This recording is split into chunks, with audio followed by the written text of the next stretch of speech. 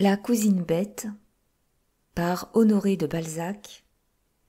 Partie 9 du livre audio. En entrant dans son boudoir, la cantatrice y trouva madame Hulot complètement évanouie. Mais, malgré la perte de ses sens, son tremblement nerveux la faisait toujours tressaillir, de même que les tronçons d'une couleuvre coupée s'agitent encore. Des sels violents, de l'eau fraîche, tous les moyens ordinaires prodigués rappelèrent la baronne à la vie, ou, si l'on veut, au sentiment de ses douleurs. « Ah, mademoiselle, jusqu'où est-il tombé ?» dit-elle en reconnaissant la cantatrice et se voyant seule avec elle. « Ayez du courage, madame, » répondit Josépha, qui s'était mise sur un coussin au pied de la baronne et qui lui baisait les mains. « Nous le retrouverons. Et s'il est dans la fange, eh bien, il se lavera. Croyez-moi, pour les personnes bien élevées, c'est une question d'habit. Laissez-moi réparer mes torts envers vous, car je vois combien vous êtes attachée à votre mari malgré sa conduite, puisque vous êtes venue ici. Dame, ce pauvre homme, il aime les femmes. Eh bien, si vous aviez eu, voyez-vous, un peu de notre chic, vous l'auriez empêché de courailler, car vous auriez été ce que nous savons être, toutes les femmes pour un homme. Le gouvernement devrait créer une école de gymnastique pour les honnêtes femmes. Mais les gouvernements sont si bégueules. Ils sont menés par les hommes que nous menons. Moi, je plains les peuples. Mais il s'agit de travailler pour vous, et non de rire. Eh bien, soyez tranquille, madame, rentrez chez vous, ne vous tourmentez plus. Je vous ramènerai votre Hector, comme il était il y a 30 ans. « Oh, mademoiselle, allons chez cette madame Grenouville, » dit la baronne. « Elle doit savoir quelque chose, peut-être verrai-je monsieur Hulot aujourd'hui, et pourrai-je l'arracher immédiatement à la misère, à la honte. »« Madame, je vous témoignerai par avance la reconnaissance profonde que je vous garderai de l'honneur que vous m'avez fait, en ne montrant pas la cantatrice Josépha, la maîtresse du duc d'Hérouville, à côté de la plus belle, de la plus sainte image de la vertu. Je vous respecte trop pour me faire voir auprès de vous. Ce n'est pas une humilité de comédienne, c'est un hommage que je vous rends. Vous me faites regretter, madame, de ne pas suivre votre sentier, malgré les épines qui vous ensanglantent les pieds et les mains. Mais que voulez-vous, j'appartiens à l'art comme vous appartenez à la vertu. » Pauvre fille, dit la baronne émue au milieu de ses douleurs par un singulier sentiment de sympathie commisérative. « Je prierai Dieu pour vous, car vous êtes la victime de la société qui a besoin de spectacle. Quand la vieillesse viendra, faites pénitence. Vous serez exaucée si Dieu daigne entendre les prières d'une martyre, madame, » dit Josépha qui baisa respectueusement la robe de la baronne. Mais Adeline prit la main de la cantatrice, l'attira vers elle et la baisa au front. Rouge de plaisir, la cantatrice reconduisit Adeline jusqu'à sa voiture avec les démonstrations les plus serviles. « C'est quelque dame de charité, » dit le valet de chambre à la femme de chambre, « car elle n'est ainsi pour personne, pas même pour sa bonne amie, madame Jenny Cadine. »« Attendez quelques jours, dit-elle, madame, et vous le verrez, où je renierai le Dieu de mes pères.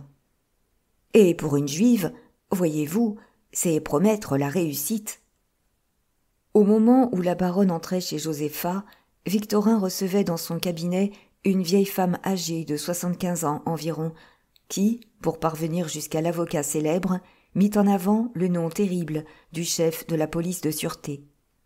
Le valet de chambre annonça « Madame de Saint-Estève !»«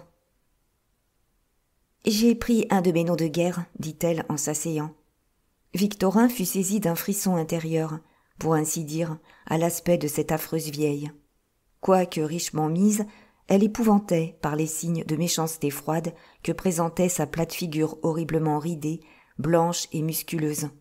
Marat, en femme et à cet âge, eût été, comme la Saint-Estève, une image vivante de la terreur. Cette vieille sinistre offrait dans ses petits yeux clairs la cupidité sanguinaire des tigres. Son nez épaté, dont les narines agrandies en trous ovales soufflaient le feu de l'enfer, rappelait le bec des plus mauvais oiseaux de proie. Le génie de l'intrigue siégeait sur son front bas et cruel. Ses longs poils de barbe poussés au hasard dans tous les creux de son visage annonçaient la virilité de ses projets. Quiconque eût vu cette femme aurait pensé que tous les peintres avaient manqué la figure de Méphistophélès. « Mon cher monsieur, dit-elle d'un ton de protection, je ne me mêle plus de rien depuis longtemps. Ce que je vais faire pour vous, c'est par considération pour mon cher neveu, que j'aime mieux que je n'aimerais mon fils. Or, le préfet de police, à qui le président du conseil a dit 2 mots dans le tuyau de l'oreille, rapport à vous, en conférant avec monsieur Chapuzot, a pensé que la police ne devait paraître en rien dans une affaire de ce genre-là. L'on a donné carte blanche à mon neveu. Mais mon neveu ne sera là-dedans que pour le conseil. Il ne doit pas se compromettre. Vous êtes la tante de... Vous y êtes, et j'en suis un peu orgueilleuse, répondit-elle en coupant la parole à l'avocat. Car il est mon élève, un élève devenu promptement le maître. Nous avons étudié votre affaire, et nous avons jaugé ça. Donnez-vous 30 000 francs, si l'on vous débarrasse de tout ceci. Je vous liquide la chose, et vous ne payez que l'affaire faite. Vous connaissez les personnes? Non, mon cher monsieur, j'attends vos renseignements. On nous a dit, il y a un benêt de vieillard qui est entre les mains d'une veuve. Cette veuve de 29 ans a si bien fait son métier de voleuse qu'elle a 40 000 francs de rente prise à 2 pères de famille. Elle est sur le point d'engloutir 80 000 francs de rente en épousant un bonhomme de 61 ans. Elle ruinera toute une honnête famille et donnera cette immense fortune à l'enfant de quelque amant en se débarrassant promptement de son vieux mari. Voilà le problème. C'est exact, dit Victorin. Mon beau-père, monsieur Crevel, ancien parfumeur, un maire. Je suis dans son arrondissement sous le nom de Mame Nourrisson, répondit-elle. L'autre personne est madame Marneffe. Je ne la connais pas, dit madame Saint-Estève, mais en 3 jours, je serai à même de compter ses chemises. Pourriez-vous empêcher le mariage? Demanda l'avocat. Où en est-il? À la seconde publication. Il faudrait enlever la femme. Nous sommes aujourd'hui dimanche, il n'y a que 3 jours, car ils se marieront mercredi, c'est impossible. Mais on peut vous la tuer. Victorin Hulot fit un bond d'honnête homme en entendant ces 6 mots dits de sang-froid. Assassiné, dit-il, et comment ferez-vous? Voici 40 ans, monsieur, que nous remplaçons le destin, répondit-elle avec un orgueil formidable, et que nous faisons tout ce que nous voulons dans Paris. Plus d'une famille, et du faubourg Saint-Germain, m'a dit ses secrets. Allez, j'ai conclu, rompu bien des mariages, j'ai déchiré bien des testaments, j'ai sauvé bien des honneurs. Je pars que là, dit-elle en montrant sa tête, un troupeau de secrets qui me vaut 36 000 francs de rente. Et vous serez un de mes agneaux, quoi?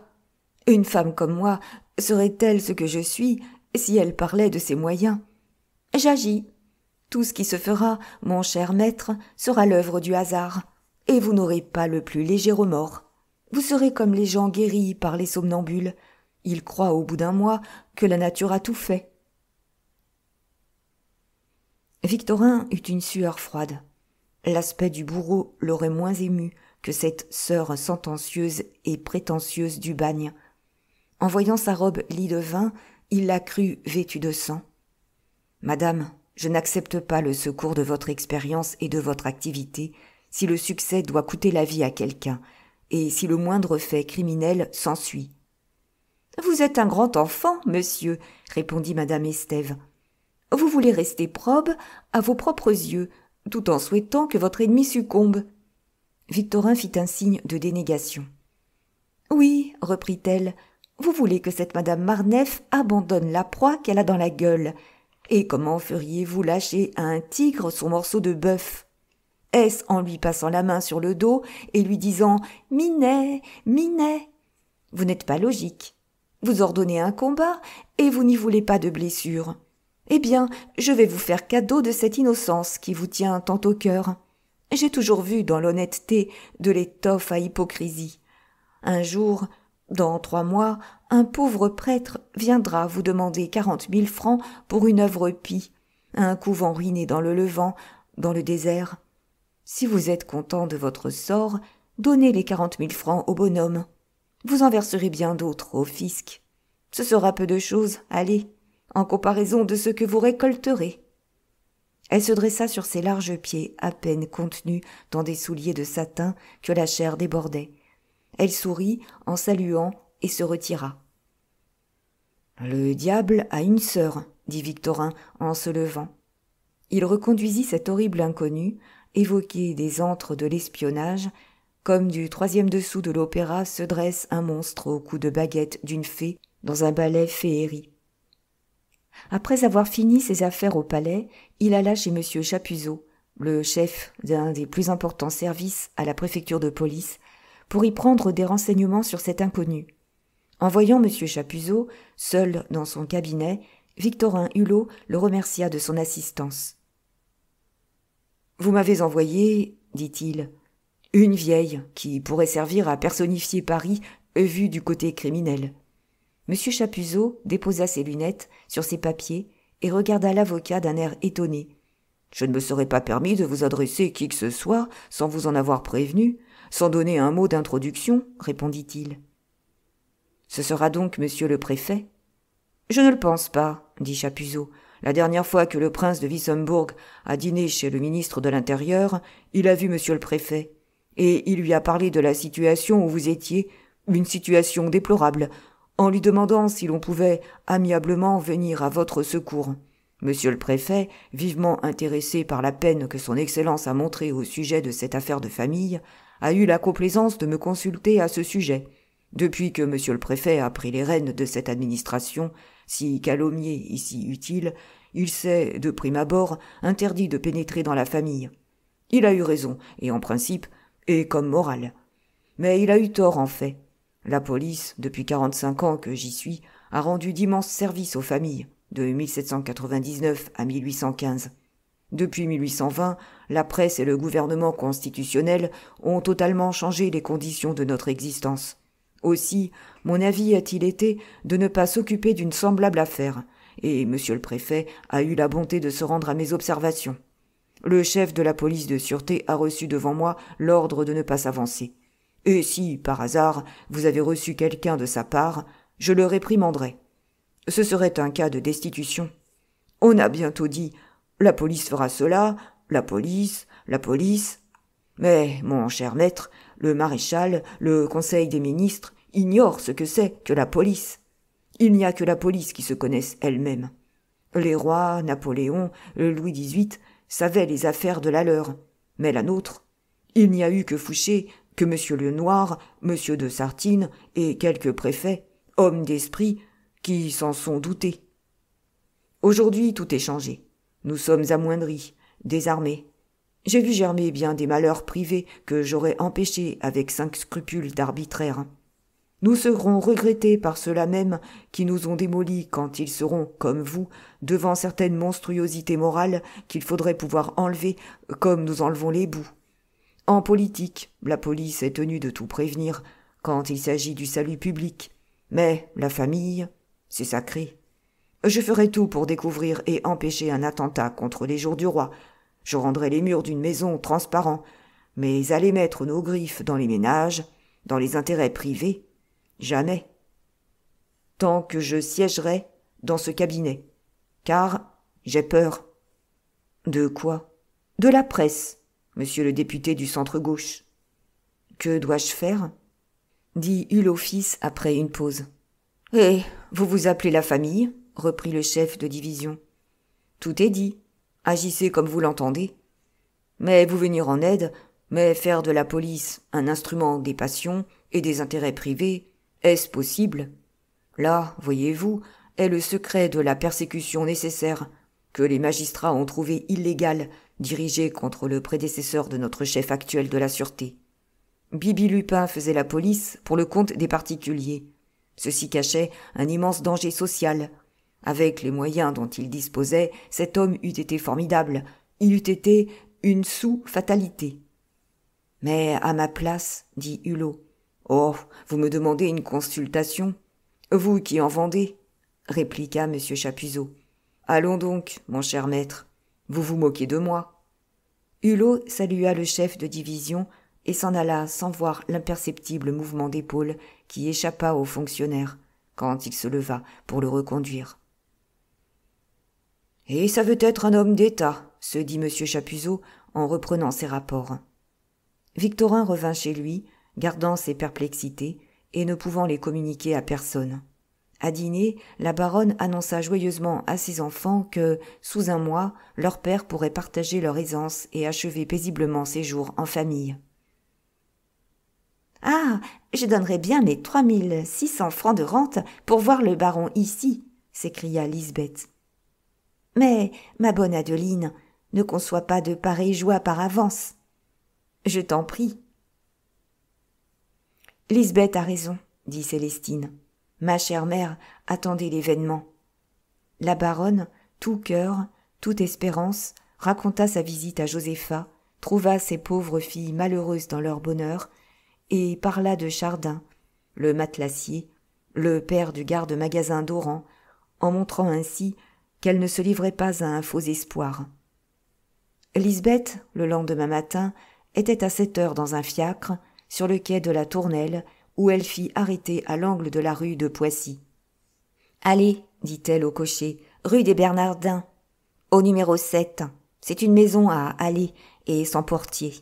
Vous monterez au 4e étage, vous sonnerez à la porte à gauche, sur laquelle, d'ailleurs, vous lirez « Mademoiselle Chardin, repriseuse de dentelle et de cachemire ». On viendra. Vous demanderez le chevalier. On vous répondra « Il est sorti ».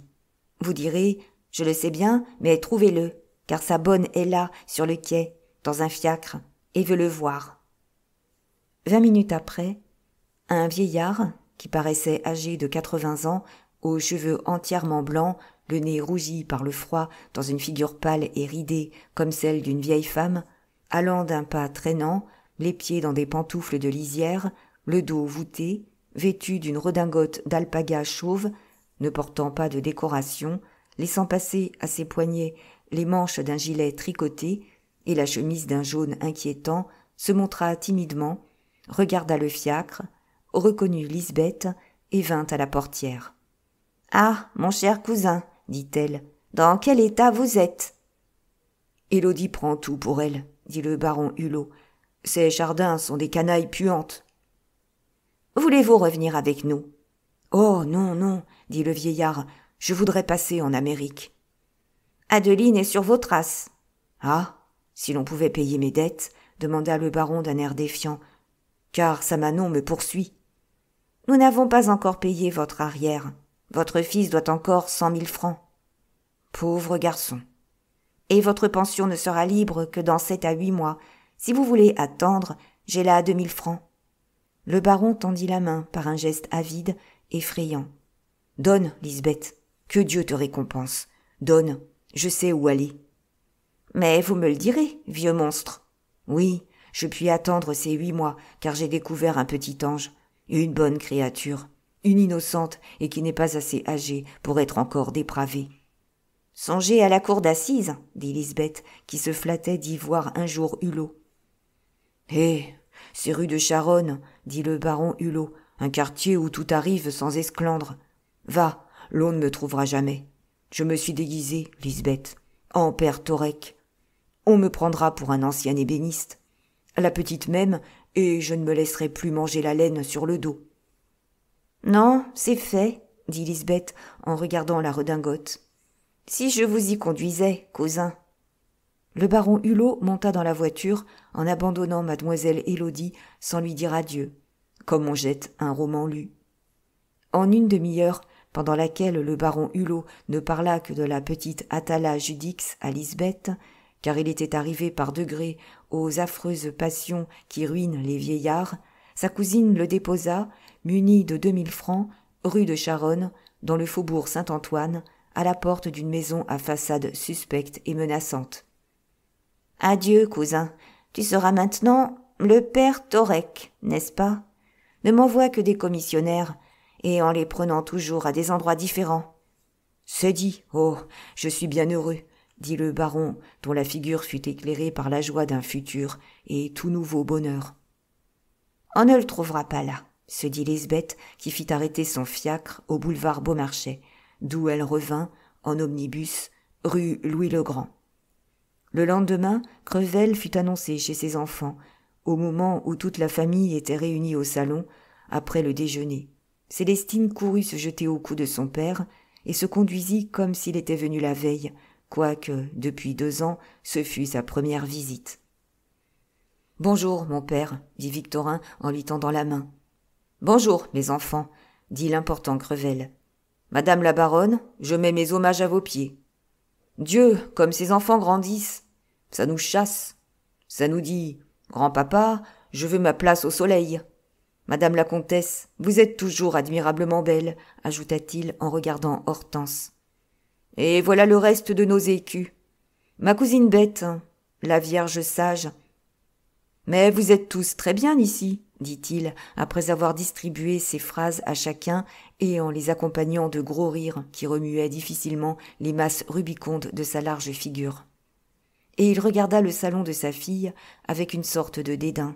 « Ma chère Célestine, je te donne tout mon mobilier de la rue des Saussets. Il fera très bien ici. Ton salon a besoin d'être renouvelé. Ah, voilà ce petit drôle de Venceslas. Eh bien, sommes-nous sages, mes petits enfants? Il faut avoir des mœurs. » « Pour ceux qui n'en ont pas, » dit Lisbeth. « Ce sarcasme, ma chère Lisbeth, ne me concerne plus. Je vais, mes enfants, mettre un terme à la fausse position où je me trouvais depuis si longtemps. Et en bon père de famille, je viens vous annoncer mon mariage. Là, tout bonifacement. »« Vous avez le droit de vous marier, » dit Victorin. « Et pour mon compte, je vous rends la parole que vous m'avez donnée en m'accordant la main de ma chère Célestine. »« Quelle parole ?» demanda Crevel. « Celle de ne pas vous marier, » répondit l'avocat. « Vous me rendrez la justice d'avouer que je ne vous demandais pas cet engagement, que vous l'avez bien volontairement pris malgré moi, car je vous ai, dans ce temps, fait observer que vous ne deviez pas vous lier ainsi. »« Oui, je m'en souviens, mon cher ami, » dit Crevel honteux. « Eh, ma foi, tenez. Mes chers enfants, si vous vouliez bien vivre avec madame Crevel, vous n'auriez pas à vous repentir. Votre délicatesse, Victorin, me touche. On n'est pas impunément généreux avec moi. Voyons, sapristi, accueillez bien votre belle-mère. Venez à mon mariage. »« Vous ne nous dites pas, mon père, quelle est votre fiancée ?» dit Célestine. « Mais c'est le secret de la comédie, » reprit Crevel. « Ne jouons pas à cache-cache.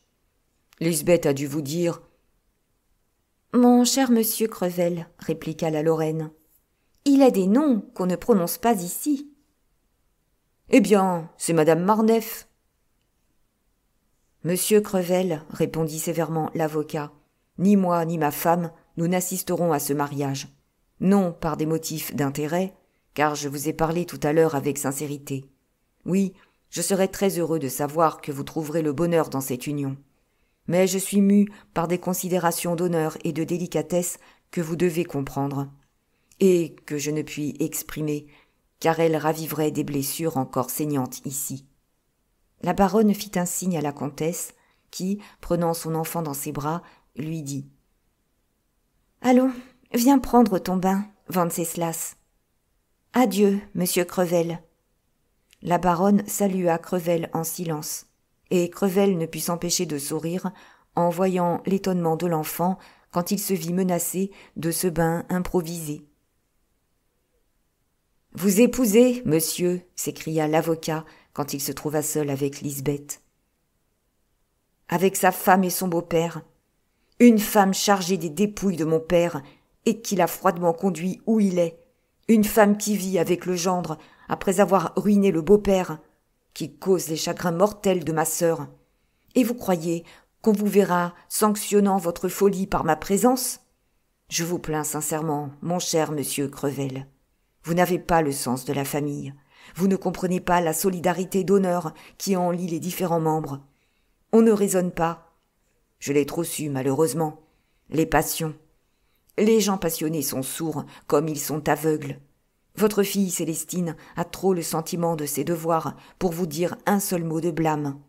« Je serais jolie, » dit Crevel, qui tenta de couper court à cette mercuriale. « Célestine ne serait pas ma femme, si elle vous faisait une seule observation, » reprit l'avocat. « Mais moi, je puis essayer de vous arrêter avant que vous ne mettiez le pied dans le gouffre, surtout après vous avoir donné la preuve de mon désintéressement. Ce n'est certes pas votre fortune, c'est vous-même dont je me préoccupe. Et pour vous éclairer sur mes sentiments, je puis ajouter, ne fût-ce que pour vous tranquilliser relativement à votre futur contrat de mariage, que ma situation de fortune est telle que nous n'avons rien à désirer. »« Grâce à moi !» s'écria Crevel, dont la figure était devenue violette.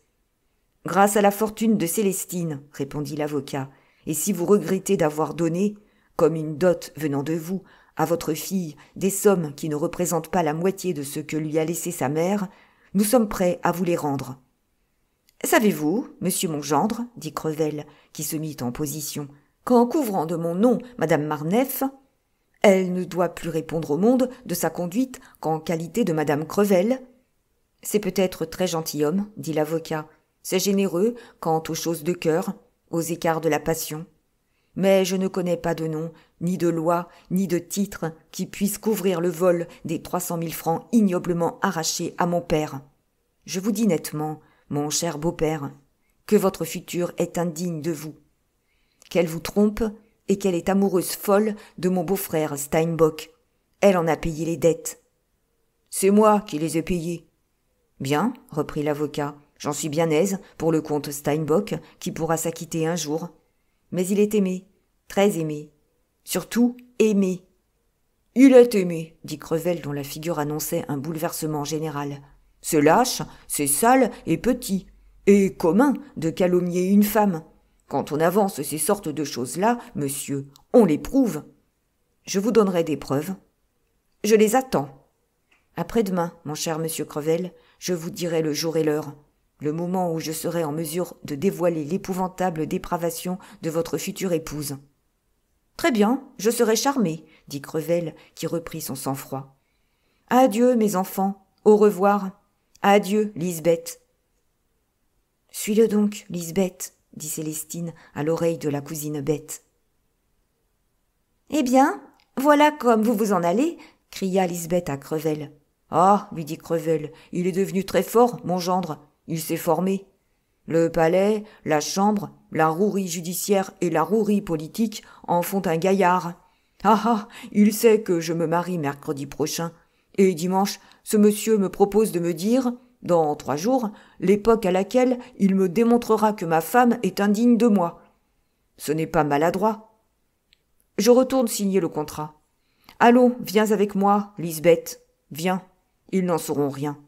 Je voulais laisser 40 000 francs de rente à Célestine, mais Hulot vient de se conduire de manière à s'aliéner mon cœur à tout jamais. Donnez-moi 10 minutes, père Crevel. Attendez-moi dans votre voiture à la porte. Je vais trouver un prétexte pour sortir. Eh bien, c'est convenu. Mes amis, dit Lisbeth, qui retrouva la famille au salon, je vais avec Crevel. On signe le contrat ce soir, et je pourrai vous en dire les dispositions. Ce sera probablement ma dernière visite à cette femme. Votre père est furieux. Il va vous déshériter. Sa vanité l'en empêchera, répondit l'avocat. Il a voulu posséder la terre des Prels. Il la gardera, je le connais. Eût-il des enfants, Célestine recueillera toujours la moitié de ce qu'il laissera. La loi l'empêche de donner toute sa fortune. Mais ces questions ne sont rien pour moi. Je ne pense qu'à notre honneur. Allez, cousine, dit-il en serrant la main de Lisbeth. Écoutez bien le contrat. 20 minutes après, Lisbeth et Crevel entraient à l'hôtel de la rue Barbet, où madame Marneffe attendait, dans une douce impatience, le résultat de la démarche qu'elle avait ordonnée. Valérie avait été prise, à la longue, pour Venceslas, de ce prodigieux amour qui, une fois dans la vie, étreint le cœur des femmes. Cet artiste manqué devint, entre les mains de madame Marneffe, un amant si parfait qu'il était pour elle ce qu'elle avait été pour le baron Hulot. Valérie tenait des pantoufles d'une main, et l'autre était à Steinbock, sur l'épaule de qui Elle reposait sa tête. Il en est de la conversation à propos interrompue dans laquelle il s'était lancé depuis le départ de Crevel, comme de ces longues œuvres littéraires de notre temps, au fronton desquelles on lit « La reproduction en est interdite ». Ce chef-d'œuvre de poésie intime amena naturellement sur les lèvres de l'artiste un regret qu'il exprima, non sans amertume. « Ah, quel malheur que je me sois marié, dit Venceslas, car si j'avais attendu, comme le disait Lisbeth, aujourd'hui je pourrais t'épouser. » « Il faut être polonais pour souhaiter faire sa femme d'une maîtresse dévouée, » s'écria Valérie. « Échanger l'amour contre le devoir, le plaisir contre l'ennui. »« Je te connais si capricieuse, » répondit Steinbock. « Ne t'ai-je pas entendu causer avec Lisbeth du baron Montes, ce Brésilien ?»« Veux-tu m'en débarrasser ?» dit Valérie. « Ce serait, » répondit l'ex-sculpteur, « le seul moyen de t'empêcher de le voir. »« Apprends, mon chéri, » répondit Valérie, « que je le ménagerai pour en faire un mari, car je te dis tout à toi. » Les promesses que j'ai faites à ce Brésilien. « Oh, bien avant de te connaître, » dit-elle en répondant à un geste de Venceslas. « Eh bien, ces promesses dont il s'arme pour me tourmenter m'obligent à me marier presque secrètement, car s'il apprend que j'épouse Crevel, il est homme à me tuer. »« Oh, quant à cette crainte, » dit Steinbock en faisant un geste de dédain qui signifiait que ce danger-là devait être insignifiant pour une femme aimée par un Polonais. Remarquez qu'en fait de bravoure, il n'y a plus la moindre forfanterie chez les Polonais, tant ils sont réellement et sérieusement braves. Et cet imbécile de Crevel qui veut donner une fête, et qui se livre à ses goûts de faste économique à propos de mon mariage, me met dans un embarras d'où je ne sais comment sortir.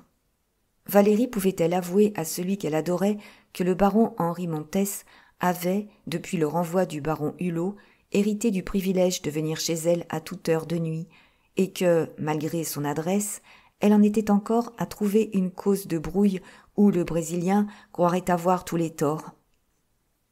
Elle connaissait trop bien le caractère quasi sauvage du baron, qui se rapprochait beaucoup de celui de Lisbeth, pour ne pas trembler en pensant à ce mort de Rio de Janeiro. Au roulement de la voiture, Steinbock quitta Valérie, qu'il tenait par la taille, et il prit un journal dans la lecture duquel on le trouva tout absorbé. Valérie brodait, avec une attention minutieuse, des pantoufles à son futur. « Comme on la calomnie !» dit Lisbeth à l'oreille de Crevel sur le seuil de la porte en lui montrant ce tableau. « Voyez sa coiffure, est-elle dérangée ? À entendre Victorin, vous auriez pu surprendre 2 tourtereaux au nid. »« Ma chère Lisbeth, » répondit Crevel en position, « vois-tu, pour faire d'une Aspasie une Lucrèce, il suffit de lui inspirer une passion. » « Ne vous ai-je pas toujours dit, » reprit Lisbeth, « que les femmes aiment les gros libertins comme vous ?»« Elle serait d'ailleurs bien ingrate, » reprit Crevel, « car combien d'argent ai-je mis ici ? Grindot et moi, seuls, nous le savons. » Et il montrait l'escalier. Dans l'arrangement de cet hôtel, que Crevel regardait comme le sien, Grindot avait essayé de lutter avec Cléretti, l'architecte à la mode, à qui le duc d'Hérouville avait confié la maison de Josépha. Mais Crevel, incapable de comprendre les arts, avait voulu, comme tous les bourgeois, dépenser une somme fixe, connue à l'avance. Maintenu par un devis, il fut impossible à Grindot de réaliser son rêve d'architecte. La différence qui distinguait l'hôtel de Josépha de celui de la rue Barbet était celle qui se trouve entre la personnalité des choses et leur vulgarité. Ce qu'on admirait chez Josépha ne se voyait nulle part. Ce qui reluisait chez Crevel pouvait s'acheter partout. Ces 2 luxes sont séparés l'un de l'autre par le fleuve du million. Un miroir unique vaut 6 000 francs. Le miroir inventé par un fabricant qui l'exploite coûte 500 francs. Un lustre authentique de Boulle monte en vente publique à 3 000 francs. Le même lustre surmoulé pourra être fabriqué pour 1 000 ou 1 200 francs. L'un est en archéologie ce qu'un tableau de Raphaël est en peinture. L'autre en est la copie. Qu'estimez-vous une copie de Raphaël ? L'hôtel de Crevel était donc un magnifique spécimen du luxe des sceaux, comme l'hôtel de Josépha, le plus beau modèle d'une habitation d'artiste. « Nous avons la guerre, dit Crevel en allant vers sa future. Madame Marneffe sonna. « Allez chercher monsieur Berthier, dit-elle au valet de chambre, et ne revenez pas sans lui. »« Si tu avais réussi, dit-elle en enlaçant Crevel, mon petit père, nous aurions retardé mon bonheur, et nous aurions donné une fête à étourdir. Mais quand toute une famille s'oppose à un mariage, mon ami, la décence veut qu'il se fasse sans éclat, surtout lorsque la mariée est veuve. Moi, je veux au contraire afficher un luxe à la Louis XIV, dit Crevel, qui depuis quelque temps trouvait le XVIIIe siècle petit. J'ai commandé des voitures neuves. Il y a la voiture de monsieur et celle de madame. 2 jolis coupés. Une calèche, une berline d'apparat avec un siège superbe qui tressaille comme madame Hulot. « Ah, je veux. Tu ne serais donc plus mon agneau ? Non, non, ma biche, tu feras à ma volonté. Nous allons signer notre contrat entre nous, ce soir. Puis, mercredi, nous nous marierons officiellement, comme on se marie réellement, en catimini, selon le mot de ma pauvre mère. Nous irons à pied, vêtus simplement à l'église, où nous aurons une messe basse. Nos témoins sont Stidmann, Steinbock, Vignon et Massol, tous gens d'esprit qui se trouveront à la mairie comme par hasard et qui nous feront le sacrifice d'entendre une messe. Ton collègue nous mariera, par exception, à 9h du matin. La messe est à 10h, nous serons ici à déjeuner à 11h30. J'ai promis à nos convives que l'on ne se lèverait de table que le soir. Nous aurons Bixiou, ton ancien camarade de birotterie du Tillet. Lousteau, Vernisset, Léon de Lora, Vernou, la fleur des gens d'esprit. Qui ne nous seront pas mariés, nous les mystifierons. Nous nous griserons un petit brin. Élisabeth en sera. Je veux qu'elle apprenne le mariage. Bixiou doit lui faire des propositions et là, la déniaiser. Pendant 2 heures, Madame Marneffe débita des folies qui firent faire à Crevel cette réflexion judicieuse. Comment une femme si gaie pourrait-elle être dépravée ? Folichonne, oui, mais perverse, allons donc. Qu'est-ce que tes enfants ont dit de moi ? Demanda Valérie à Crevel dans un moment où elle le tint près d'elle sur sa causeuse. Bien des horreurs. Ils prétendent, répondit Crevel, que tu aimes Venceslas d'une façon criminelle. Toi, la vertu même. Je crois bien que je l'aime, mon petit Venceslas, s'écria Valérie en appelant l'artiste, le prenant par la tête et l'embrassant au front. Pauvre garçon sans appui, sans fortune, dédaigné par une girafe couleur carotte. Que veux-tu, Crevel ? Venceslas, c'est mon poète, et je l'aime au grand jour, comme si c'était mon enfant. Ces femmes vertueuses, ça voit du mal partout et en tout. Ah ça, elles ne pourraient donc pas rester sans mal faire auprès d'un homme. Moi, je suis comme les enfants gâtés, à qui l'on n'a jamais rien refusé. Les bonbons ne me causent plus aucune émotion. Pauvres femmes, je les plains. Et qu'est-ce qui me détériorait comme cela ? Victorin, dit Crevel. Eh bien, pourquoi ne lui as-tu pas fermé le bec à ce perroquet judiciaire avec les 200 000 francs de ta maman ? Ah, la baronne avait fui, dit Lisbeth. Qu'ils y prennent garde, Lisbeth, dit madame Marneffe en fronçant les sourcils. Ou ils me recevront chez eux, et très bien, et viendront chez leur belle-mère, tous. Où je les logerai ? Dis-leur de ma part, plus bas que ne se trouve le baron. Je veux devenir méchante, à la fin. Ma parole d'honneur, je crois que le mal est la faux avec laquelle on met le bien en coupe. À 3h, maître Berthier, successeur de Cardot, lut le contrat de mariage, après une courte conférence entre Crevel et lui, car certains articles dépendaient de la résolution que prendraient monsieur et madame Hulot jeunes. Crevel reconnaissait à sa future épouse une fortune composée, 1. de 40 000 francs de rente dont les titres étaient désignés, 2. de l'hôtel et de tout le mobilier qu'il contenait, et 3. de 3 millions en argent. En outre, il faisait à sa future épouse toutes les donations permises par la loi. Il la dispensait de tout inventaire, et dans le cas où, lors de leur décès, les conjoints se trouveraient sans enfants, ils se donnaient respectivement l'un à l'autre l'universalité de leurs biens, meubles et immeubles. Ce contrat réduisait la fortune de Crevel à 2 millions de capital. S'il avait des enfants de sa nouvelle femme, il restreignait la part de Célestine à 500 000 francs à cause de l'usufruit de sa fortune accordée à Valérie. C'était la 9e partie environ de sa fortune actuelle. Lisbeth revint dîner rue Louis-le-Grand, le désespoir peint sur la figure. Elle expliqua, commenta le contrat de mariage et trouva Célestine insensible autant que Victorin à cette désastreuse nouvelle. « Vous avez hérité votre père, mes enfants. Madame Marneffe a juré que vous recevriez chez vous la femme de monsieur Crevel et que vous viendriez chez elle, dit-elle. « Jamais, dit Hulot. « Jamais, dit Célestine. « Jamais, s'écria Hortense. Lisbeth fut saisie du désir de vaincre l'attitude superbe de tous les Hulot. « Elle paraît avoir des armes contre vous, répondit-elle. Je ne sais pas encore de quoi il s'agit, mais je le saurai. Elle a parlé vaguement d'une histoire de 200 000 francs qui regarde Adeline. » La baronne Hulot se renversa doucement sur le divan où elle se trouvait, et d'affreuses convulsions se déclarèrent. « Allez-y, mes enfants, cria la baronne, recevez cette femme. Monsieur Crevel est un homme infâme, il mérite le dernier supplice. Obéissez à cette femme. Ah, c'est un monstre, elle sait tout. » Après ces mots mêlés à des larmes et des sanglots, madame Hulot trouva la force de monter chez elle, appuyée sur le bras de sa fille et sur celui de Célestine. « Qu'est-ce que tout ceci veut dire ?» s'écria Lisbeth, restée seule avec Victorin. L'avocat, planté sur ses jambes, dans une stupéfaction très concevable, n'entendit pas Lisbeth. « Qu'as-tu, mon Victorin ?»« Je suis épouvanté, » dit l'avocat, dont la figure devint menaçante. « Malheur à qui touche à ma mère. Je n'ai plus alors de scrupules. Si je le pouvais, j'écraserais cette femme comme on écrase une vipère. Ah, elle attaque la vie et l'honneur de ma mère. » « Elle a dit, ne répète pas ceci, mon cher Victorin, elle a dit qu'elle vous logerait tous encore plus bas que votre père.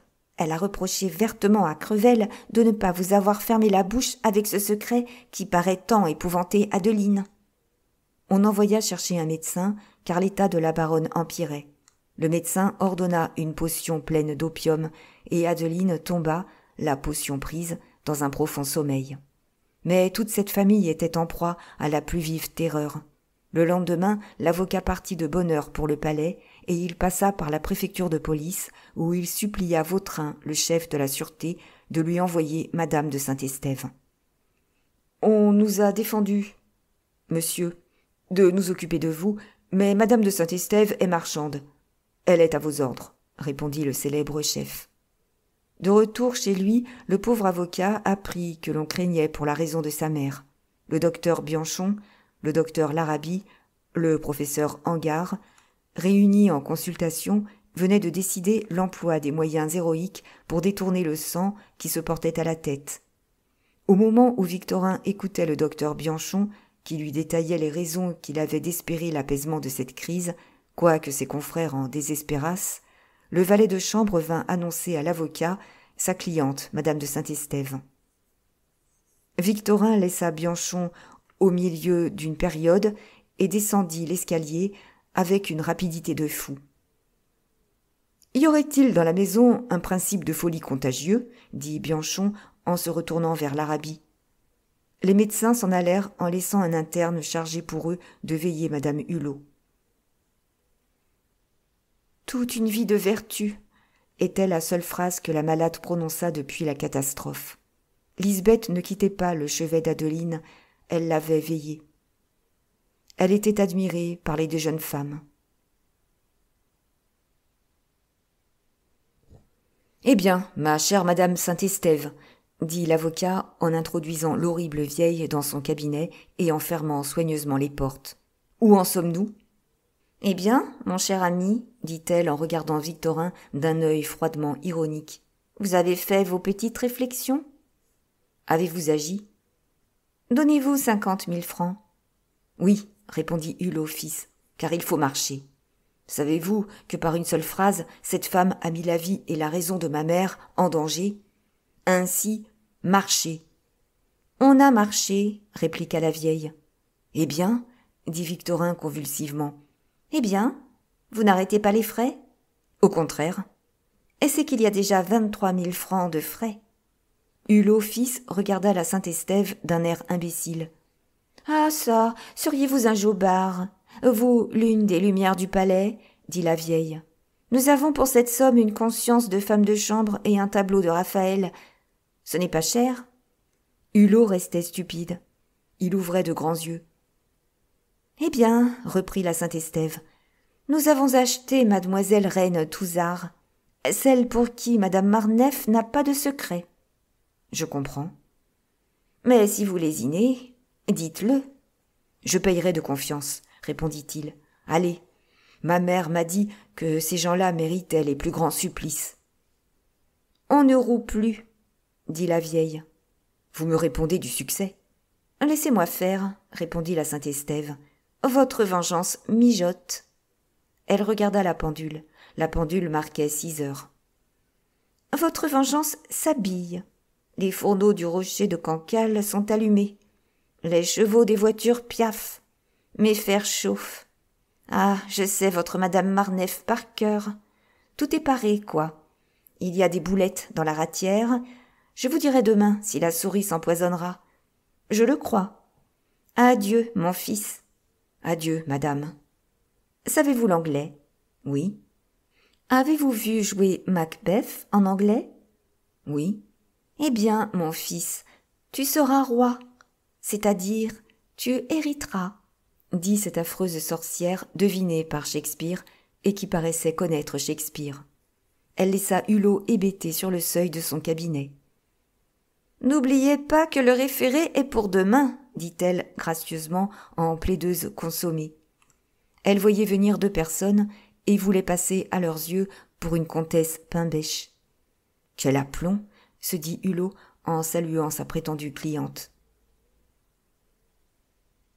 Le baron Montès de Montejanos était un lion, mais un lion inexpliqué. Le Paris de la fashion, celui du turf et des lorettes, admirait les gilets ineffables de ce seigneur étranger, ses bottes d'un vernis irréprochable, ses sticks incomparables, ses chevaux enviés, sa voiture menée par des nègres parfaitement esclaves et très bien battus. Sa fortune était connue. Il avait un crédit de 700 000 francs chez le célèbre banquier du Tillet. Mais on le voyait toujours seul. S'il allait aux premières représentations, il était dans une stalle d'orchestre. Il ne hantait aucun salon. Il n'avait jamais donné le bras à une lorette. On ne pouvait unir son nom à celui d'aucune jolie femme du monde. Pour passe-temps, il jouait au whist au jockey-club. On en était réduit à calomnier ses mœurs, ou, ce qui paraissait infiniment plus drôle, sa personne. On l'appelait Combabu. Bixiou, Léon de Lora, Lousteau, Florine, mademoiselle Héloïse Bristou et Nathan, soupant un soir chez l'illustre Carabine avec beaucoup de lions et de lionnes, avaient inventé cette explication, excessivement burlesque. Massol, en sa qualité de conseiller d'État, Claude Vignon, en sa qualité d'ancien professeur de grec, avait raconté aux ignorantes lorettes la fameuse anecdote, rapportée dans l'histoire ancienne de Rollin, concernant Combabus, cet abélard volontaire chargé de garder la femme d'un roi d'Assyrie, de Perse, Bactriane, Mésopotamie et autres départements de la géographie particulière au vieux professeur du bocage qui continua d'Anville, le créateur de l'Ancien Orient. Ce surnom, qui fit rire pendant un quart d'heure les convives de Carabine, fut le sujet d'une foule de plaisanteries trop lestes dans un ouvrage auquel l'Académie pourrait ne pas donner le prix Monthyon, mais parmi lesquels on remarqua le nom qui resta sur la crinière touffue du beau baron que Josépha nommait un magnifique Brésilien, comme on dit un magnifique Catoxanta. Carabine, la plus illustre des lorettes, celle dont la beauté fine et les saillies avaient arraché le sceptre du 13e arrondissement aux mains de mademoiselle Turquet, plus connue sous le nom de Malaga, mademoiselle Séraphine Sinet, tel était son vrai nom, était au banquier du Tillet ce que Josépha Mira était au duc d'Hérouville. Or, le matin même du jour où la Saint-Estève prophétisait le succès à Victorin, Carabine avait dit à du Tillet sur les 7 heures du matin: « Si tu étais gentil, tu me donnerais à dîner au rocher de Cancale et tu m'amènerais Combabus. Nous voulons savoir enfin s'il a une maîtresse. J'ai parié pour. Je veux gagner. Il est toujours à l'hôtel des Princes. J'y passerai, répondit du Tillet. Nous nous amuserons. Aïe, tous nos gars, le gars Bixiou, le gars Laura, enfin toute notre séquelle. À 7h30, dans le plus beau salon de l'établissement où l'Europe entière a dîné, brillait sur la table un magnifique service d'argenterie fait exprès pour les dîners où la vanité soldait l'addition en billets de banque. Des torrents de lumière produisaient des cascades au bord des ciselures. Des garçons qu'un provincial aurait pris pour des diplomates, n'étaient l'âge, se tenaient sérieux comme des gens qui se savent ultra payés. 5 personnes arrivées en attendaient 9 autres. C'était d'abord Bixiou, le sel de toute cuisine intellectuelle, encore debout en 1843, avec une armure de plaisanterie toujours neuve, phénomène aussi rare à Paris que la vertu. Puis Léon de Lora, le plus grand peintre de paysages et de marine existant, qui gardait sur tous ses rivaux l'avantage de ne jamais se trouver au-dessous de ses débuts. Les Laurettes ne pouvaient pas se passer de ces 2 rois du bon mot. Pas de souper, pas de dîner, pas de partie sans eux. Séraphine Sinet, dite Carabine, en sa qualité de maîtresse en titre de l'Amphitryon, était venue l'une des premières et faisait resplendir sous les nappes de lumière ses épaules sans rival à Paris. Un cou tourné comme par un tourneur, sans un pli. Son visage mutin et sa robe de satin broché, bleu sur bleu, ornée de dentelles d'Angleterre en quantité suffisante à nourrir un village pendant 1 mois. La jolie Jenny Cadine, qui ne jouait pas à son théâtre et dont le portrait est trop connu pour en dire quoi que ce soit, arriva dans une toilette d'une richesse fabuleuse. Une partie est toujours pour ces dames un long champ de toilette, où chacune d'elles veut faire obtenir le prix à son millionnaire, en disant ainsi à ses rivales « Voilà le prix que je vaux ». Une 3e femme, sans doute au début de la carrière, regardait, presque honteuse, le luxe des 2 commères posés et riches. Simplement habillée en cachemire blanc orné de passementerie bleue, elle avait été coiffée en fleurs par un coiffeur du genre Merlan, dont la main malhabile avait donné, sans le savoir, les grâces de la niaiserie à des cheveux blonds adorables. Encore gênée dans sa robe, elle avait la timidité, selon la phrase consacrée, inséparable d'un premier début. Elle arrivait de Valognes pour placer à Paris une fraîcheur désespérante, une candeur à irriter le désir chez un mourant, et une beauté digne de toutes celles que la Normandie a déjà fournies aux différents théâtres de la capitale. Les lignes de cette figure intacte offraient l'idéal de la pureté des anges. Sa blancheur lactée renvoyait si bien la lumière que vous eussiez dit d'un miroir. Ses couleurs fines avaient été mises sur les joues comme avec un pinceau. Elle se nommait Cydalise. C'était, comme on va le voir, un pion nécessaire dans la partie que jouait Name Nourrisson contre Madame Marneffe. « Tu n'as pas le bras de ton nom, ma petite » avait dit Jenny Cadine, à qui Carabine avait présenté ce chef-d'œuvre âgé de 16 ans et amené par elle. Cydalise, en effet, offrait à l'admiration publique de beaux bras d'un tissu serré, grenu, mais rougi par un sang magnifique. « Combien vaut-elle » demanda Jenny Cadine tout bas à Carabine.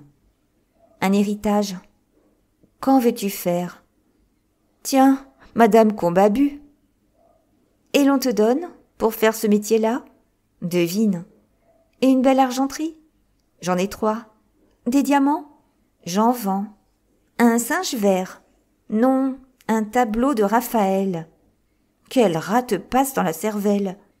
« Josépha me scie l'omoplate avec ses tableaux, » répondit Carabine, « et j'en veux avoir de plus beaux que les siens. » Du Tillet amena le héros du dîner, le Brésilien. Le duc d'Hérouville les suivait avec Josépha. La cantatrice avait mis une simple robe de velours, mais autour de son cou brillait un collier de 120 000 francs, des perles à peine distinctibles sur sa peau de camélia blanc. Elle s'était fourrée dans ses nattes noires un seul camélia rouge, une mouche, d'un effet étourdissant, et elle s'était amusée à étager 11 bracelets de perles sur chacun de ses bras. Elle vint serrer la main de Jenny Cadine, qui lui dit « Prête-moi donc tes mitaines !» Josépha détacha ses bracelets et les offrit, sur une assiette, à son amie. « Quel genre !» dit Carabine. « Faut être duchesse. Plus que cela, de perles. Vous avez dévalisé la mère pour orner la fille, monsieur le duc, ajouta-t-elle en se tournant vers le petit duc d'Hérouville. L'actrice prit un seul bracelet, rattacha les 20 autres au beau bras de la cantatrice et y mit un baiser. Lousteau, le pique-assiette littéraire, la Palférine et Malaga, Massol et Vauvinet, Théodore Gaillard, l'un des propriétaires d'un des plus importants journaux politiques, complétaient les invités. Le duc d'Hérouville, poli comme un grand seigneur avec tout le monde, eut pour le compte de la Palférine ce salut particulier qui, sans accuser l'estime ou l'intimité, dit à tout le monde « Nous sommes de la même famille, de la même race, nous nous valons. » Ce salut, le cibolette de l'aristocratie, a été créé pour le désespoir des gens d'esprit de la haute bourgeoisie. Carabine prit Combabus à sa gauche et le duc d'Hérouville à sa droite. Cydalise flanqua le Brésilien et Bixiou fut mis à côté de la Normande. Malaga prit place à côté du duc. À 7 heures, on attaqua les huîtres. À 8 heures, entre les deux services, on dégusta le punch glacé. Tout le monde connaît le menu de ces festins. À 9 heures, on babillait comme on babille après 42 bouteilles de différents vins, bu entre 14 personnes. Le dessert, cet affreux dessert du mois d'avril, était servi. Cette atmosphère capiteuse n'avait grisé que la Normande, qui chantonnait un Noël. Cette pauvre fille exceptée, personne n'avait perdu la raison. Les buveurs, les femmes étaient l'élite de Paris soupant. Les esprits riaient, les yeux, quoique brillantés, restaient pleins d'intelligence, mais les lèvres tournaient à la satire, à l'anecdote, à l'indiscrétion. La conversation, qui jusqu'alors avait roulé dans le cercle vicieux des courses et des chevaux, des exécutions à la bourse, des différents mérites des lions comparés les uns aux autres, et des histoires scandaleuses connues, menaçait de devenir intime, de se fractionner par groupes de 2 cœurs. Ce fut en ce moment que, sur des œillades distribuées par Carabine à Léon de Lora, Bixiou, la Palférine et du Tillet, on parla d'amour. Les médecins comme il faut ne parlent jamais médecine. Les vrais nobles ne parlent jamais ancêtres. Les gens de talent ne parlent pas de leurs œuvres, dit Josépha. Pourquoi parler de notre état? J'ai fait faire relâche à l'opéra pour venir. Ce n'est pas certes pour travailler ici. Ainsi, ne posons point, mes chers amis. On te parle du véritable amour, ma petite, dit Malaga, de cet amour qui fait qu'on s'enfonce, qu'on enfonce père et mère, qu'on vend femme et enfant, et qu'on va d'à Clichy. Causez alors, reprit la cantatrice. Connais pas. Connais pas.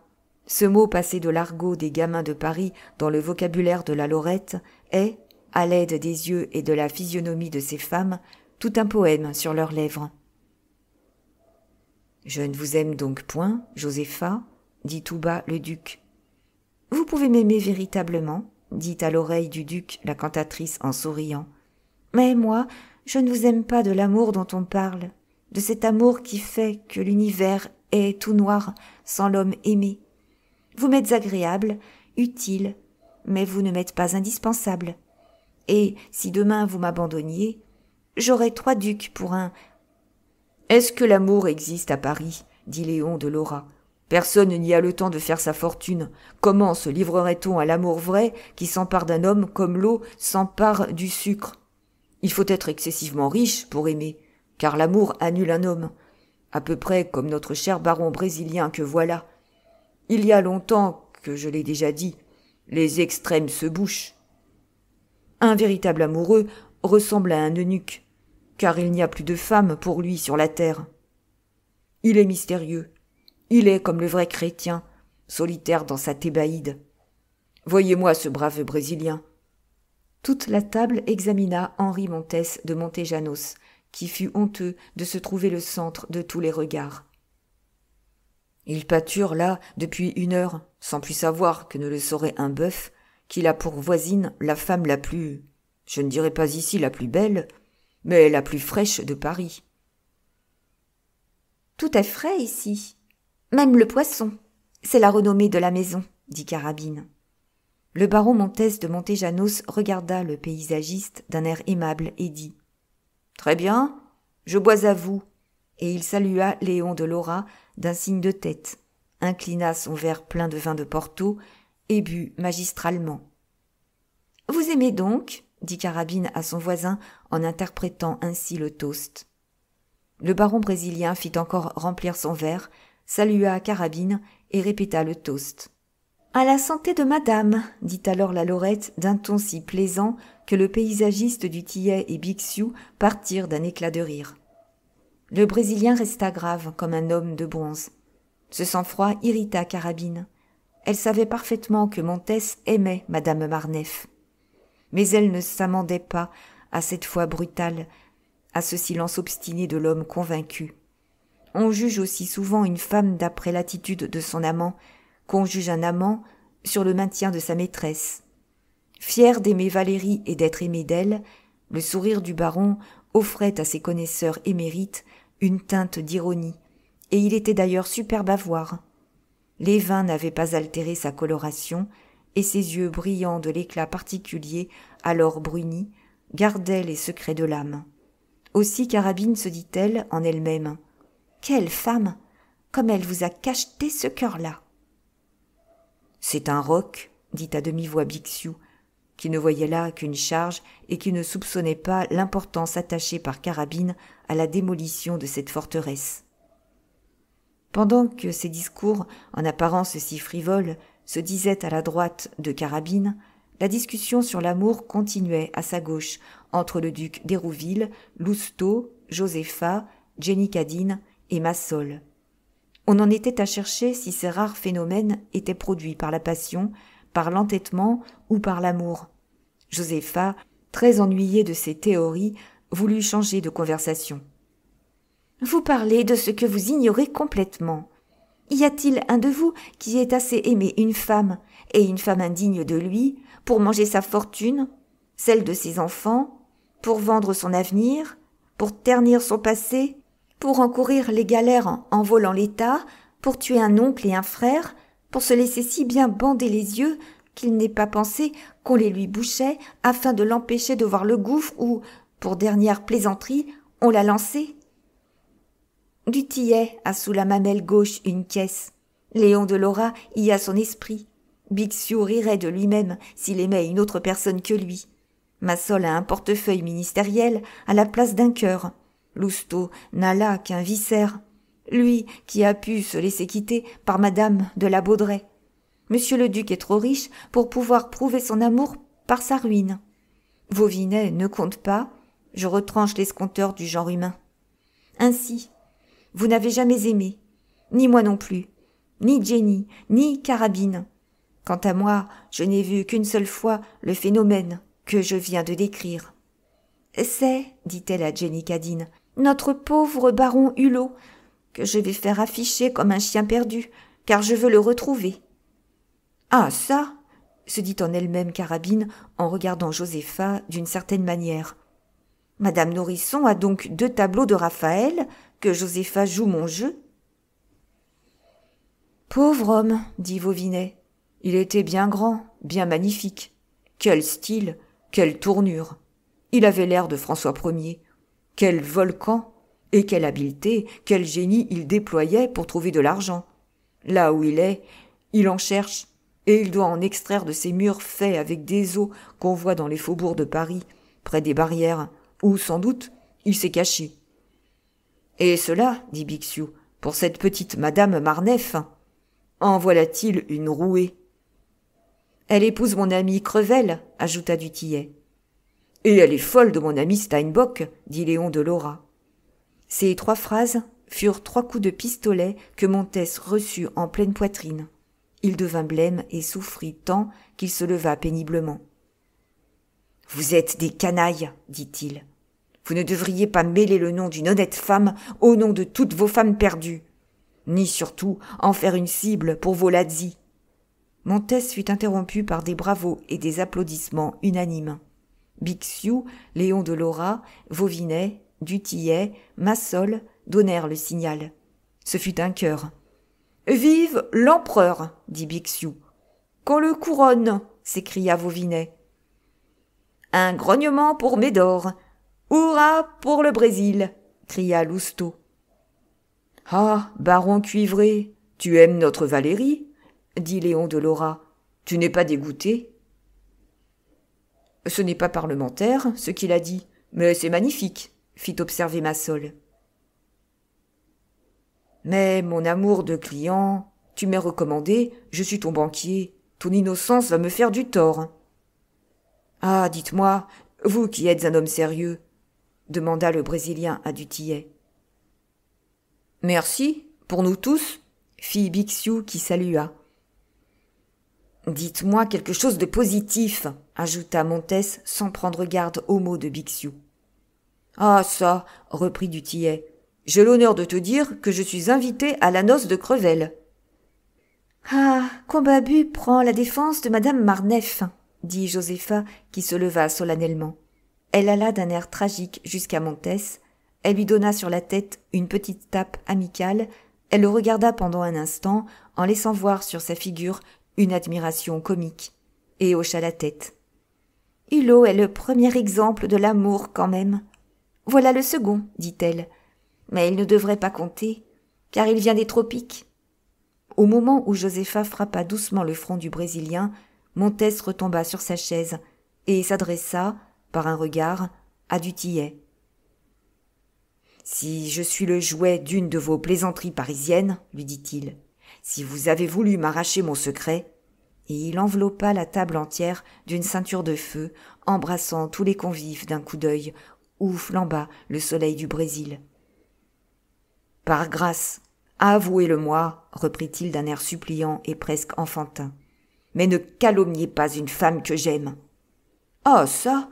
lui répondit Carabine à l'oreille, « mais si vous étiez indignement trahi, trompé, joué par Valérie, et que je vous en donnasse les preuves dans une heure, chez moi, que feriez-vous ? » ?»« Je ne puis pas vous le dire ici, devant tous ces yagos, » dit le baron brésilien. Carabine entendit Magot.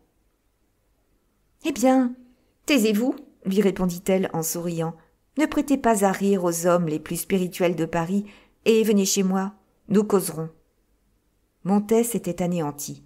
« Des preuves, dit-il en balbutiant, songez. »« Tu en auras trop, répondit Carabine. Et puisque le soupçon te porte autant à la tête, j'ai peur pour ta raison. »« Est-il entêté, cet être-là, c'est pique feu le roi de Hollande. Voyons, Lousteau, Bixiou, Massol, ohé, les autres. N'êtes-vous pas invités tous à déjeuner par madame Marneffe après-demain ? Demanda Léon de Lora. Ya, répondit du Tillet. J'ai l'honneur de vous répéter, baron, que si vous aviez, par hasard, l'intention d'épouser madame Marneffe, vous êtes rejeté comme un projet de loi par une boule du nom de Crevel. Mon ami, mon ancien camarade Crevel a 80 000 livres de rente. Et vous n'en avez pas probablement fait voir autant, car alors vous eussiez été, je le crois, préféré. Montès écouta d'un air à demi rêveur, à demi souriant, qui parut terrible à tout ce monde. Le premier garçon vint dire en ce moment, à l'oreille de Carabine, qu'une de ses parentes était dans le salon et désirait lui parler. La Lorette se leva, sortit et trouva madame Nourrisson, sous voile de dentelle noire. « Eh bien, dois-je aller chez toi, ma fille ? A-t-il mordu ? » ?»« Oui, ma petite mère. Le pistolet est si bien chargé que j'ai peur qu'il n'éclate, » répondit Carabine. Une heure après, Montès, Cydalise et Carabine, revenus du rocher de Cancale, entraient rue Saint-Georges, dans le petit salon de Carabine. La Lorette vit madame Nourrisson assise dans une bergère au coin du feu. « Tiens, voilà ma respectable tante, » dit-elle. « Oui, ma fille, c'est moi qui viens chercher moi-même ma petite rente. »« Tu m'oublierais, quoique tu aies bon cœur. Et j'ai demain des billets à payer. Une marchande à la toilette, c'est toujours gêné. Qu'est-ce que tu traînes donc après toi? Ce monsieur a l'air d'avoir bien du désagrément. » L'affreuse madame Nourrisson, dont en ce moment la métamorphose était complète, et qui semblait être une bonne vieille femme, se leva pour embrasser Carabine, une des 100 et quelques lorettes qu'elle avait lancées dans l'horrible carrière du vice. « C'est un Othello qui ne se trompe pas, et que j'ai l'honneur de te présenter. Monsieur le baron Montès de Montejanos. »« Oh, je connais monsieur pour en avoir beaucoup entendu parler. On vous appelle Combabu, parce que vous n'aimez qu'une femme. C'est à Paris, comme si l'on n'en avait pas du tout. Eh bien, s'agirait-il par hasard de votre objet, de madame Marneffe, la femme à Crevel? Tenez, mon cher monsieur, bénissez votre sort au lieu de l'accuser. C'est une rien du tout, cette petite femme-là. Je connais ses allures. »« Ah bah, dit Carabine, à qui madame Nourrisson avait glissé dans la main une lettre en l'embrassant. Tu ne connais pas les Brésiliens. C'est des crânes qui tiennent à s'empaler par le cœur. Tant plus ils sont jaloux, tant plus ils veulent l'être. Monsieur parle de tout massacrer, et il ne massacrera rien, parce qu'il aime. Enfin, je ramène ici monsieur le baron pour lui donner les preuves de son malheur que j'ai obtenues de ce petit Steinbock. » Montès était ivre. Il écoutait comme s'il ne s'agissait pas de lui-même. Carabine alla se débarrasser de son crispin en velours et lut le fac-similé du billet suivant. « Mon chat, il va ce soir dîner chez Popinot et viendra me chercher à l'opéra sur les 11 heures. Je partirai sur les 5h30 et compte te trouver à notre paradis où tu feras venir à dîner de la Maison d'Or. Habille-toi de manière à pouvoir me ramener à l'opéra. Nous aurons 4 heures à nous. Tu me rendras ce petit mot, non pas que ta Valérie se défie de toi, je te donnerai ma vie, ma fortune et mon honneur. Mais je crains les farces du hasard. Tiens, baron, voilà le poulet envoyé ce matin au comte de Steinbock. Lis l'adresse. L'original vient d'être brûlé. » Montès retourna le papier, reconnut l'écriture et fut frappé d'une idée juste, ce qui prouve combien sa tête était dérangée. « Ah ça, dans quel intérêt me déchirez-vous le cœur, car vous avez acheté bien cher le droit d'avoir ce billet pendant quelque temps entre les mains pour le faire lithographier, dit-il en regardant Carabine. « Grand imbécile, dit Carabine à un signe de madame Nourrisson. Ne vois-tu pas que cette pauvre Cydalise, un enfant de 16 ans qui t'aime depuis 3 mois à en perdre le boire et le manger, et qui se désole de n'avoir pas encore obtenu le plus distrait de tes regards. » Cydalise se mit un mouchoir sur les yeux et eut l'air de pleurer. « Elle est furieuse, malgré son air de sainte Nitouche, de voir que l'homme dont elle est folle est la dupe d'une scélérate, dit Carabine en poursuivant. Et elle tuerait Valérie. Oh ça, dit le Brésilien, ça me regarde. Tuer, toi, mon petit, dit la Nourrisson. Ça ne se fait plus ici. Oh, reprit Montès, je ne suis pas de ce pays-ci, moi. Je vis dans une capitainerie où je me moque de vos lois. Et si vous me donnez des preuves... Ah ça, ce billet, ce n'est donc rien? Non, dit le Brésilien, je ne crois pas à l'écriture. Je veux voir. Oh, voir, dit Carabine, qui comprit à merveille un nouveau geste de sa fausse tante. Mais on te fera tout voir, mon cher tigre, à une condition. Laquelle? Regardez Cydalise. Sur un signe de madame Nourrisson, Cydalise regarda tendrement le Brésilien. L'aimeras-tu? Lui feras-tu son sort? Demanda Carabine. Une femme de cette beauté-là, ça vaut un hôtel et un équipage. Ce serait une monstruosité que de la laisser à pied. Et elle a des dettes. Que dois-tu? Dit Carabine en pinçant le bras de Cydalise. Elle vaut ce qu'elle vaut, dit la Nourrisson. Suffit qu'il y a marchand. Écoutez, s'écria Montès en apercevant enfin cet admirable chef-d'œuvre féminin. Vous me ferez voir Valérie? Et le comte de Steinbock, parbleu, dit madame Nourrisson. Depuis 10 minutes, la vieille observait le Brésilien. Elle vit en lui l'instrument monté au diapason du meurtre dont elle avait besoin. Elle le vit surtout assez aveuglé pour ne plus prendre garde à ceux qui le menaient. Et elle intervint. « Cydalise, mon chéri du Brésil, est ma nièce, et l'affaire me regarde un peu. Toute cette débâcle, c'est l'affaire de 10 minutes. Car c'est une de mes amies qui loue au comte de Steinbock la chambre garnie où ta Valérie prend en ce moment son café. Un drôle de café, mais elle appelle cela son café. Donc, entendons-nous, Brésil. J'aime le Brésil, c'est un pays chaud.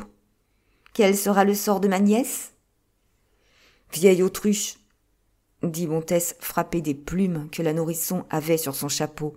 « Tu m'as interrompu. Si tu me fais voir Valérie et cet artiste ensemble… »« Comme tu voudrais être avec elle, dit Carabine, c'est entendu. »« Eh bien, je prends cette Normande et l'emmène… »« Où ?» demanda Carabine. « Au Brésil, répondit le baron. J'en ferai ma femme. Mon oncle m'a laissé 10 lieues carrées de pays invendables. Voilà pourquoi je possède encore cette habitation. J'y ai 100 nègres, rien que des nègres, des négresses et des négrillons achetés par mon oncle. « Le neveu d'un négrier, dit Carabine en faisant la moue, c'est à considérer. Cydalise, mon enfant, est une négrophile. »« Ah ça, ne blaguons plus, Carabine, dit la nourrisson. Que diable, nous sommes en affaires, monsieur et moi. »« Si je me redonne une Française, je la veux tout à moi, reprit le Brésilien. Je vous en préviens, mademoiselle, je suis un roi, mais pas un roi constitutionnel. Je suis un tsar. J'ai acheté tous mes sujets, et personne ne sort de mon royaume, qui se trouve à 100 lieues de toute habitation. Il est bordé de sauvages, du côté de l'intérieur, et séparé de la côte par un désert grand comme votre France. « J'aime mieux une mansarde ici, dit Carabine. »« C'est ce que je pensais, répliqua le Brésilien, puisque j'ai vendu toutes mes terres et tout ce que je possédais à Rio de Janeiro pour venir retrouver madame Marneffe. »« On ne fait pas ces voyages-là pour rien, dit madame Nourrisson. Vous avez le droit d'être aimé pour vous-même, étant surtout très beau. »« Oh, il est beau, dit-elle à Carabine. »« Très beau, plus beau que le postillon de Longjumeau, répondit la lorette. Cydalise prit la main du Brésilien, qui se débarrassa d'elle le plus honnêtement possible. « J'étais revenu pour enlever madame Marneffe, reprit le Brésilien en reprenant son argumentation. « Et vous ne savez pas pourquoi j'ai mis 3 ans à revenir ?»« Non, sauvage, dit Carabine. »« Eh bien, elle m'avait tant dit qu'elle voulait vivre avec moi, seule, dans un désert. »« Ce n'est plus un sauvage, dit Carabine en partant d'un éclat de rire. Il est de la tribu des jobards civilisés. »« Elle me l'avait tant dit, reprit le baron, insensible aux railleries de la lorette, que j'ai fait arranger une habitation délicieuse au centre de cette immense propriété. Je reviens en France chercher Valérie, et la nuit où je l'ai revue… »« Revue est décent, dit Carabine. Je retiens le mot. »« Elle m'a dit d'attendre la mort de ce misérable Marneffe, et j'ai consenti, tout en lui pardonnant d'avoir accepté les hommages de Hulot. Je ne sais pas si le diable a pris des jupes, mais cette femme, depuis ce moment, a satisfait à tous mes caprices, à toutes mes exigences. Enfin, elle ne m'a pas donné lieu de la suspecter pendant 1 minute. »« Ça, c'est très fort, dit Carabine à madame Nourrisson. Madame Nourrisson hocha la tête en signe d'assentiment. « Ma foi en cette femme, dit Montès en laissant couler ses larmes, égale mon amour. J'ai failli souffleter tout ce monde à table tout à l'heure. »« Je l'ai bien vu, dit Carabine. »« Si je suis trompé, si elle se marie, et si elle est en ce moment dans les bras de Steinbock, cette femme a mérité 1000 morts, et je la tuerai comme on écrase une mouche. »« Et les gendarmes, mon petit, dit madame Nourrisson, avec un sourire de vieille qui donnait chair de poule. « Et le commissaire de police, et les juges, et la cour d'assises, et tout le tremblement, dit Carabine. »« Vous êtes un fat, mon cher, reprit madame Nourrisson, qui voulait connaître les projets de vengeance du Brésilien. « Je la tuerai, répéta froidement le Brésilien. « Ah ça, vous m'avez appelé sauvage. Est-ce que vous croyez que je vais imiter la sottise de vos compatriotes qui vont acheter du poison chez les pharmaciens ? J'ai pensé, pendant le temps que vous avez mis à venir chez vous, à ma vengeance, dans le cas où vous auriez raison contre Valérie. L'un de mes nègres porte avec lui le plus sûr des poisons animaux. Une terrible maladie qui vaut mieux qu'un poison végétal et qui ne se guérit qu'au Brésil. Je la fais prendre à Cydalise, qui me la donnera. Puis, quand la mort sera dans les veines de Crevel et de sa femme, je serai par-delà les Açores avec votre cousine, que je ferai guérir et que je prendrai pour femme. Nous autres sauvages, nous avons nos procédés. Cydalise, dit-il en regardant la Normande, est la bête qu'il me faut. Que doit-elle ? 100 000 francs, dit Cydalise. Elle parle peu, mais bien, dit à voix basse Carabine à madame Nourrisson. Je deviens fou, s'écria d'une voix creuse le Brésilien en retombant sur une causeuse. J'en mourrai. Mais je veux voir, car c'est impossible. Un billet lithographié. Qui me dit que ce n'est pas l'œuvre d'un faussaire ? Le baron Hulot aimait Valérie, dit-il en se rappelant le discours de Josépha. Mais la preuve qu'il ne l'aimait pas, c'est qu'elle existe. Moi, je ne la laisserai vivante à personne, si elle n'est pas tout à moi. Montès était effrayant à voir, et plus effrayant à entendre. Il rugissait, il se tordait, tout ce qu'il touchait était brisé, le bois de palissandre semblait être du verre. « Comme il casse !» dit Carabine en regardant Nourrisson. « Mon petit, reprit-elle en donnant une tape au Brésilien, Roland furieux fait très bien dans un poème, mais dans un appartement, c'est prosaïque et cher. »« Mon fils, dit la Nourrisson en se levant et allant se poser en face du Brésilien abattu, je suis de ta religion. Quand on aime d'une certaine façon, qu'on s'est agrafé à mort, la vie répond de l'amour. Celui qui s'en va arrache tout, quoi. C'est une démolition générale. Tu as mon estime, mon admiration, mon consentement, surtout pour ton procédé, qui va me rendre négrophile. Mais tu aimes, tu reculeras. Moi, si c'est une infâme, je... Voyons, tu causes trop à la fin des fins, reprit la Nourrisson, redevenant elle-même. Un homme qui veut se venger et qui se dit sauvage à procéder se conduit autrement. Pour qu'on te fasse voir ton objet dans son paradis, il faut prendre Cydalise et avoir l'air d'entrer là, par suite d'une erreur de bonne, avec ta particulière, mais pas d'esclandre. Si tu veux te venger, il faut caponner, avoir l'air d'être au désespoir et te faire rouler par ta maîtresse. Ça y est-il, dit madame Nourrisson, en voyant le Brésilien surpris d'une machination si subtile. Allons, l'autruche, répondit-il. Allons, je comprends. Adieu, mon bichon, dit madame Nourrisson à Carabine. Elle fit signe à Cydalise de descendre avec Montès et resta seule avec Carabine. Maintenant, ma mignonne, je n'ai peur que d'une chose, c'est qu'il l'étrangle. Je serai dans de mauvais draps. Il ne nous faut que des affaires en douceur. Oh, je crois que tu as gagné ton tableau de Raphaël, mais on dit que c'est un mignard. Sois tranquille, c'est beaucoup plus beau. L'on m'a dit que les Raphaël étaient tout noirs, tandis que celui-là, c'est gentil comme un Girodet. Je ne tiens qu'à l'emporter sur Josépha, s'écria Carabine, et ça m'est égal, que ce soit avec un mignard ou avec un Raphaël. Non, cette voleuse avait des perles ce soir. On se damnerait pour. Cydalise, Montès et madame Nourrisson montèrent dans un fiacre qui stationnait à la porte de Carabine. Madame Nourrisson indiqua tout bas au cocher une maison du pâté des Italiens, où l'on serait arrivé dans quelques instants, car de la rue Saint-Georges, la distance est de 7 à 8 minutes.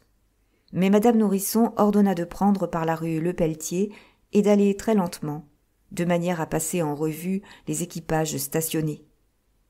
« Brésilien, dit la Nourrisson, vois à reconnaître les gens et la voiture de ton ange. » Le baron montra du doigt l'équipage de Valérie au moment où le fiacre passa devant. « Elle a dit à ses gens de venir à 10 heures, et elle s'est fait conduire en fiacre à la maison où elle est avec le comte Steinbock. Elle y a dîné, et elle viendra dans une demi-heure à l'opéra. »« C'est bien travaillé, dit madame Nourrisson. »« Cela t'explique comment elle peut t'avoir attrapé si longtemps. » Le Brésilien ne répondit pas. Métamorphosé en tigre, il avait repris le sang-froid imperturbable tant admiré pendant le dîner. Enfin, il était calme comme un failli le lendemain du bilan déposé. À la porte de la fatale maison stationnait une citadine à 2 chevaux, de celle qui s'appelle Compagnie Générale, du nom de l'entreprise. « Reste dans ta boîte, » dit madame Nourrisson à Montès. « On n'entre pas ici comme dans un estaminet. On viendra vous chercher. » Le paradis de madame Marneffe et de Venceslas ne ressemblait guère à la petite maison Crevel que Crevel avait vendue au comte Maxime de Trailles, car dans son opinion, elle devenait inutile. Ce paradis, le paradis de bien du monde, consistait en une chambre située au 4e étage et donnant sur l'escalier, dans une maison sise au pâté des Italiens. À chaque étage, il se trouvait dans cette maison, sur chaque palier, une chambre, autrefois disposée pour servir de cuisine à chaque appartement. Mais la maison étant devenue une espèce d'auberge louée aux amours clandestins à des prix exorbitants, la principale locataire, la vraie madame Nourrisson, marchande à la toilette rue Neuve-Saint-Marc, avait jugé sainement de la valeur immense de ses cuisines en faisant des espèces de salle à manger. Chacune de ces pièces, flanquée de 2 gros murs mitoyens, éclairés sur la rue, se trouvait totalement isolée au moyen de portes battantes très épaisses qui faisaient une double fermeture sur le palier. On pouvait donc causer de secrets importants en dînant sans courir le risque d'être entendu. Pour plus de sûreté, les fenêtres étaient pourvues de persiennes au dehors et de volets en dedans. Ces chambres, à cause de cette particularité, coûtaient 300 francs par mois. Cette maison, grosse de paradis et de mystère, était louée 24 000 francs à madame Nourrisson, première, qui en gagnait 20 000, bon an mal an. Sa gérante, madame Nourrisson, deuxième, payée, car elle n'administrait point par elle-même. Le paradis loué au comte Steinbock avait été tapissé de Perse. La froideur et la dureté d'un ignoble carreau rougi d'encaustique ne se sentaient plus aux pieds sous un moelleux tapis. Le mobilier consistait en 2 jolies chaises et un lit dans une alcôve, alors à demi cachée par une table chargée des restes d'un dîner fin, et où 2 bouteilles à long bouchon et une bouteille de vin de champagne éteinte dans sa glace jalonnaient les champs de Bacchus cultivés par Vénus. On voyait, envoyé sans doute par Valérie, un bon fauteuil ganache à côté d'une chauffeuse et une jolie commode en bois de rose avec sa glace bien encadrée en style Pompadour. Une lampe au plafond donnait un demi-jour accru par les bougies de la table et par celles qui décoraient la cheminée. Ce croquis peindra, urbi et orbi, l'amour clandestin dans les mesquines proportions qui impriment le Paris de 1840. À quelle distance est-on, hélas, de l'amour adultère symbolisé par les filets de Vulcain il y a 3000 ans. Au moment où Cydalise et le baron montaient, Valérie, debout devant la cheminée où brûlait une falourde, se faisait lasser par Venceslas. C'est le moment où la femme, qui n'est ni trop grasse ni trop maigre, comme était la fine, l'élégante Valérie, offre des beautés surnaturelles. La chair rosée, à teinte moite, sollicite un regard des yeux les plus endormis.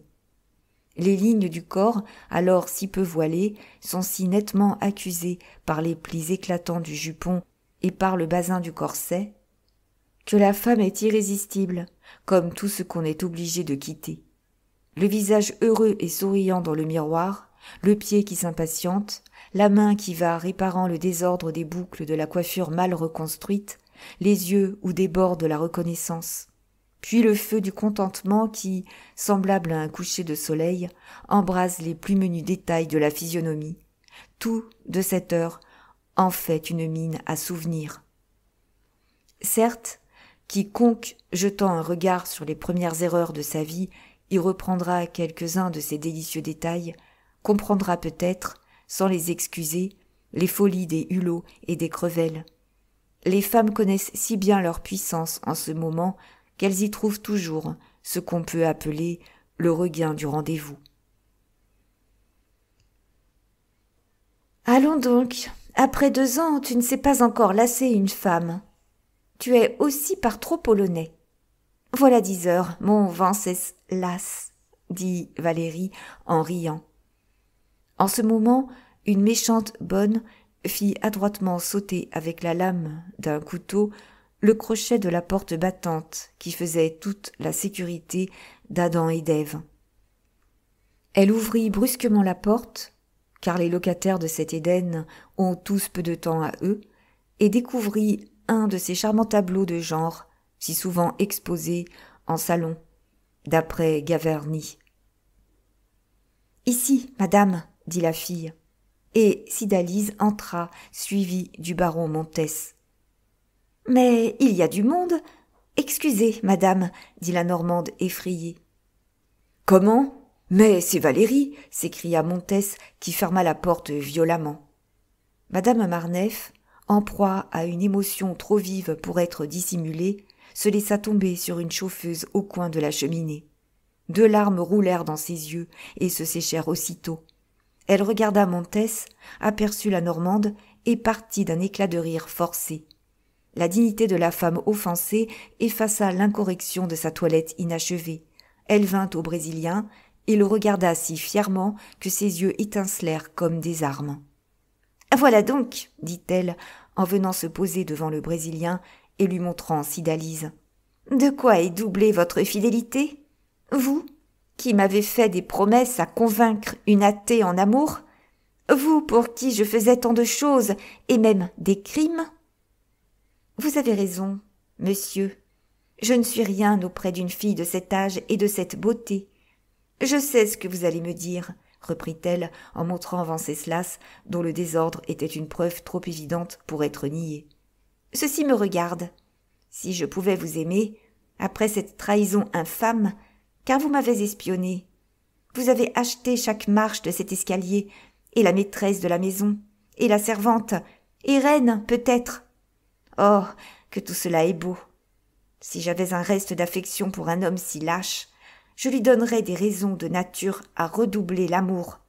Mais je vous laisse, monsieur, avec tous vos doutes qui deviendront des remords. Venceslas, ma robe. Elle prit sa robe, la passa, s'examina dans le miroir et acheva tranquillement de s'habiller sans regarder le Brésilien, absolument comme si elle était seule. Venceslas, êtes-vous prêt ? Allez devant. Elle avait du coin de l'œil et dans la glace espionné la physionomie de Montès.